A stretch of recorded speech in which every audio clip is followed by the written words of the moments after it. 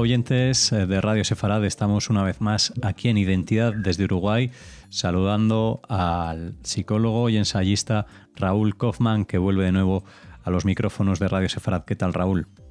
¿Qué tal? ¿Cómo va, Alejandro? Bueno, Muy bien. Muchas gracias por su invitación. Sí, gracias a usted por aceptarla y por estar de nuevo con los oyentes y acercarnos un tema del que charlamos en una última ocasión sobre la crueldad humana. Hoy vamos a acercarnos también a ella, pero vamos a hablar primeramente de la agresividad humana. A ver, el tema es el siguiente. Yo trato como de unificar algunas cosas. Si tenemos que hablar de la agresividad, tenemos que hablar de la maldad y de la crueldad, estamos hablando de diferentes variables o variantes de una misma conducta humana. ¿Sí? Bien. El tema es, cuando queremos entender todo este tema de la agresividad, de la maldad y de la crueldad, generalmente decimos, como intuitivamente, como que hay dos explicaciones básicas. O el ser humano es malo por naturaleza o son las sociedades las que generan la maldad en los seres humanos. En mi opinión, ninguna de las dos son absolutamente válidas.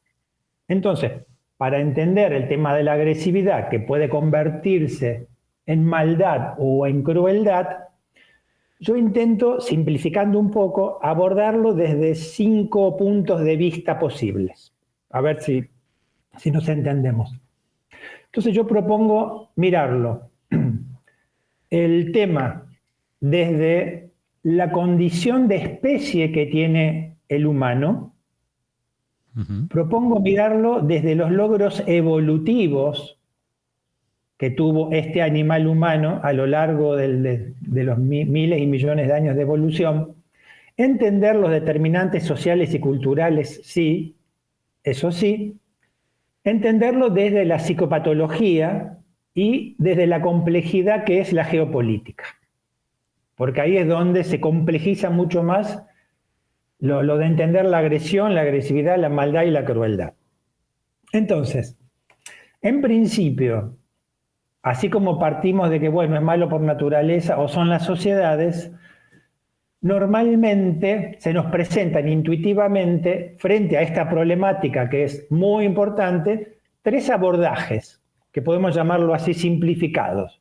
Entonces, o es el optimismo serial, bueno, esto va a pasar, las sociedades lo van a regular, el ser humano será bueno en algún momento. El pesimismo serial, esto de que no vamos a cambiar nunca. Y la otra posible de mirarlo es desde un escepticismo, ¿no? Entonces, optimismo serial sería la posición de las personas frente a la agresión y a la agresividad diciendo, no hay ninguna duda que esto en algún momento se solucionará. Entonces, suena como a un optimismo serial. En lo contrario estaría el pesimismo serial, esto de que esto no tiene resolución, que corresponde con esa frase genial de Michael Hislin, que dice, araña la piel de un altruista y verás cómo sangra un hipócrita. Es terrible esa frase. Y después tenemos el escepticismo, que me dice, bueno, vamos a ver cómo evolucionan las cosas y veremos, según cómo va evolucionando con el tiempo, si nos ponemos pesimistas u optimistas, seguramente según lo que vaya pasando.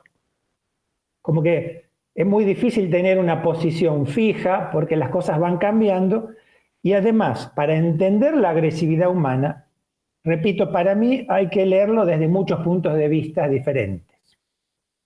Entonces yo le decía, para mí hay 3 básicos, ¿no? Entonces, primero sería mirar a los humanos como especie, porque nos guste o no, somos una especie que deambula en el planeta. Entonces, como especie tenemos algunas características que están muy estudiadas por la etología, la que nos estudia como especie. Entonces, por ejemplo, la etología dice que los humanos como animales son gregarios, funcionaron siempre como grupo, pero que después fueron convirtiéndose en sociales a medida que fue evolucionando la sociedad que los animales humanos fueron creando. Después dice algo que me parece importante también. Dice, somos animales territorialistas, ¿no? Nos gustes o no, nos gusten o no, más allá de que podemos darle una valoración negativa como a otras características, somos animales territorialistas. Marcamos territorio, vivimos en un lugar y los otros que están a nuestro alrededor, en principio son extraños que nos pueden invadir nuestro propio territorio, que es finalmente el origen de cualquier xenofobia en el campo social. Otro rasgo que nos define como animales es que somos animales jerárquicos. De nuevo, nos puede gustar o no, podemos coincidir o no con las jerarquías, pero visto como especie, somos animales jerárquicos, aceptamos diferentes niveles, lo que no quiere decir que la cosa no se pelee, pero somos jerárquicos. Y otro dato como especie es que somos, como animales, tanto competitivos como solidarios, y que podemos ser tanto compasivos como indiferentes. Y esto, si lo llevamos a las sociedades, se entiende un poco más. Esto visto como especie, ¿no? Los animales humanos como especie. Pero vamos, si quiere, le agregamos otro punto de vista distinto, que son los logros evolutivos. En estos miles de años de evolución como especie, las cosas que fuimos logrando como especie. Entonces, tenemos muchas. Por ejemplo, el pensamiento conceptual, el pensamiento religioso, el uso de las creencias, la conciencia humana, la conciencia de muerte, el lenguaje articulado, esto de siempre querer ir un poquito más, esto a lo que se refería, me parece a mí, Einstein cuando hablaba de la curiosidad, no de la ambición. El pensamiento lógico-matemático, la capacidad para planificar a largo plazo, la capacidad para mentir y para engañar, y el arte. Son todos logros evolutivos. Entonces, si los miramos, podemos ver que estos logros evolutivos tuvieron siempre doble uso. Doble uso en el sentido que se pudieron usar para el bien como para el mal, como para pacificar, como para generar y justificar agresiones, ¿no? Por ejemplo, tomemos el pensamiento conceptual. Es lo que logramos nosotros con el tiempo como conceptualizar el bien y el mal, el pensamiento moral. Bueno, esto nos permitió, digamos, conductas de todo tipo. Por eso Ernest Becker dijo alguna vez que en el nombre del bien todo está permitido, a nivel social. En cambio, en la naturaleza, para nosotros, como visto desde los humanos, la naturaleza es cruel. Pero la naturaleza tiene su lógica natural. Y si hay predadores, nadie haría un juicio moral por eso. Pero la visión humana en relación a la naturaleza podría decir que la naturaleza es cruel. Bueno, tenemos el pensamiento conceptual, tenemos el pensamiento religioso, que fue un logro evolutivo que dio lugar a todo aquello que está relacionado con los enterramientos y al concepto de lo sagrado. Que por supuesto el pensamiento religioso y todo esto surgió a partir del reconocimiento de la temporalidad humana, de la conciencia de muerte. Pero pensamiento religioso, fue utilizado por diferentes sociedades y culturas para discriminar abiertamente y decidir quién cree en el Dios verdadero y quién cree en el Dios falso. Por lo tanto, ¿quién tiene derecho a hacer desaparecer a otro de la faz de la tierra? Simplemente. Entonces, de nuevo, estos logros se pueden usar para el bien, para el mal, digámoslo así, para generar agresión como para generar pacificación. Es una ambivalencia, ¿no? En todas estas propuestas de las que nos habla en este punto de vista, ¿no? De los logros evolutivos. Sí. Podríamos, Raúl, poner un ejemplo de algo contemporáneo, por ejemplo, el arte, en ese punto de la ridiculización, de la crueldad. Exactamente, exactamente. Por eso, como logro evolutivo, tiene doble uso. Entonces, está desde el goce estético, que se llama las obras de arte, el disfrutarlo, el transmitir mensajes, digámoslo así, simbólicamente a través del arte, y el uso del arte para ridiculizar a los otros, para mostrarlos disfrazados de diferentes maneras para que puedan ser objeto de discriminación y hasta de exterminio. Por eso el arte es maravilloso, pero estamos hablando de estos animales, hasta aquí, con estas características que siempre hicieron doble uso de todo lo que fueron ganando. Doble uso, para bien y para mal, para la agresividad como para la pacificación. Eso es inevitable. Lo mismo que las creencias. Las creencias se pueden usar para unir grupos como para discriminar grupos. ¿Bien? Luego, el otro logro evolutivo. Continúo con esta lista porque me parece que podría aclarar un poco el tema. La conciencia de muerte que tiene el humano, a diferencia del resto de los animales, si bien hoy está un poco discutido el tema. Claro, ¿a qué llevó esta conciencia de muerte? Al narcisismo, a los trastornos narcisistas, recontra conocidos, a todas las formas de crueldad posible, porque entonces el destruido es el otro, es lo que hablábamos con el tema de la crueldad, y con el tema del poder, porque esto de la conciencia de muerte, de la propia desaparición, de la propia insignificancia, en el animal humano llevó a todo esto, a la crueldad, a los excesos de narcisismo, para decirlo de alguna manera, y a la temática del poder, uso y abuso del poder, etcétera, etcétera. El lenguaje, que sabemos que se usa para la comunicación, que es esto de poner nombres para poder definir las cosas del mundo. Es lo mismo, se puede usar tanto como para nombrar y reconocer, como para nombrar y descalificar.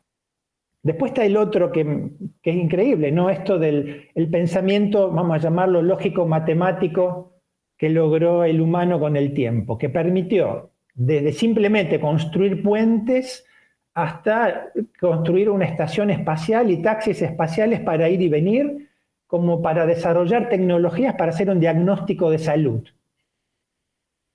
Bien, pero también sirvió para la fabricación de las peores armas y para la pura especulación financiera, hablando de lógico-matemática.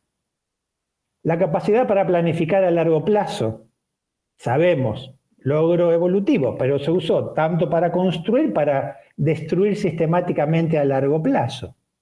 La capacidad de mentir y de engañar, se usó, sabemos cómo se usó esta capacidad, para destruir y para manipular a los otros humanos. Y el arte, que ya es lo que vos planteabas, ¿no? Exactamente. Sí, sí. Claro, todo esto hay que tenerlo en cuenta, porque para no simplificar, digo, ¿no? Porque quienes nos dedicamos a investigar temas humanos, al menos lo que a mí me interesan, no podemos simplificar. Tenemos que tratar de tomar la mayor cantidad de campos posibles que expliquen para tratar de articularlos y tener una visión más amplia. Porque si no tenemos visión amplia, nos quedamos con una sola, quedamos encerrados en un túnel donde creemos que nuestra explicación es la una única y válida, y ahí es donde me parece que nos equivocamos feo. Bueno, y continuamos con esos puntos de vista, alcanzamos esos otros tres, que continuamos con las sociedades y las culturas. Las sociedades, claro, partamos simplemente como una definición mínima de cultura, ¿no? Que son esos supuestos o implícitos con los que nos manejamos cotidianamente y las valoraciones que lo acompañan, por supuesto, nuestras costumbres y tradiciones. Claro, para algunas culturas hay algunas tradiciones o costumbres que para nosotros nos parecen locuras. Hay muchas para nombrar, por supuesto. Pero bueno, eso va armando los esquemas mentales de las personas con las que piensan, sienten y actúan. Por tanto, las culturas habilitan también actos agresivos como habilitan para actos pacíficos.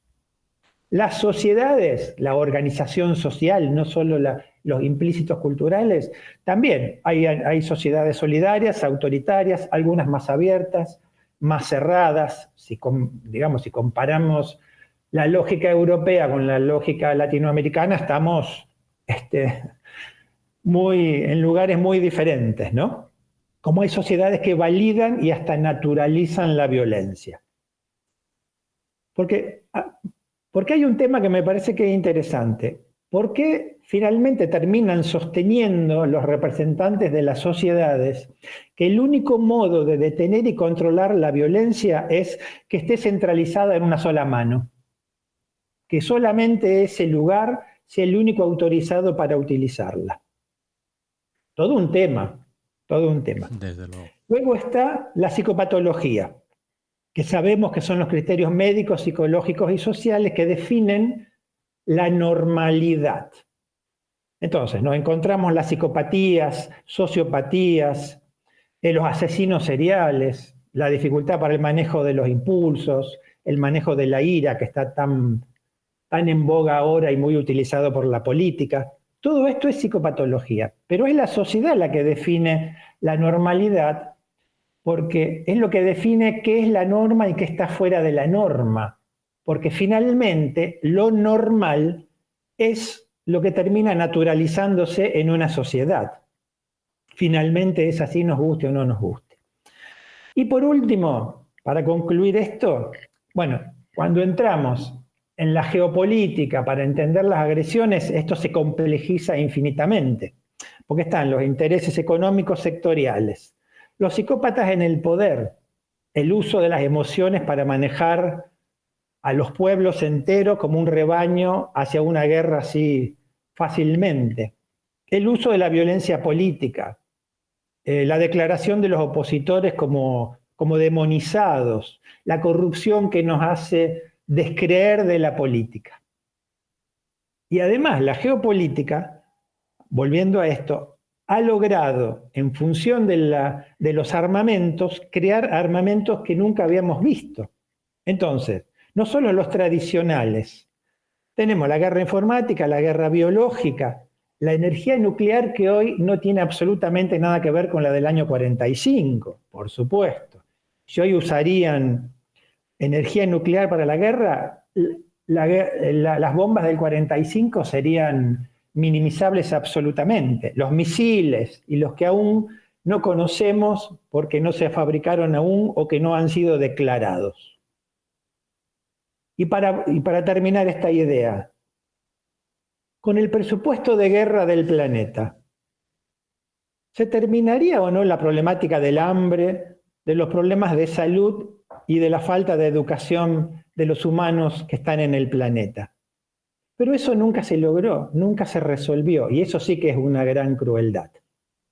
Entonces, esto es como yo entiendo este tema. Tenemos que abordarlo de diferentes puntos de vista. Cuando sumamos todos estos puntos de vista, veremos, como yo planteé al principio, si nos ponemos optimistas, si nos ponemos pesimistas o si nos ponemos escépticos, porque habría que ver cómo esto va evolucionando. Bueno, pues aquí ya queda... Esa es un poco la idea. Sí. ¿Cómo? Aquí ya queda la opinión de cada oyente en Radio Sefarad. Pero no podemos no tener todo esto en cuenta para tener la opinión. No podemos quedarnos con uno solo. Entonces, bueno, si lo tomamos como especie, somos territorialistas, jerárquicos y somos competitivos. Bueno, el ser humano es malo por naturaleza. No. Hay un montón de cosas más que tenemos que incluirlo en nuestro análisis.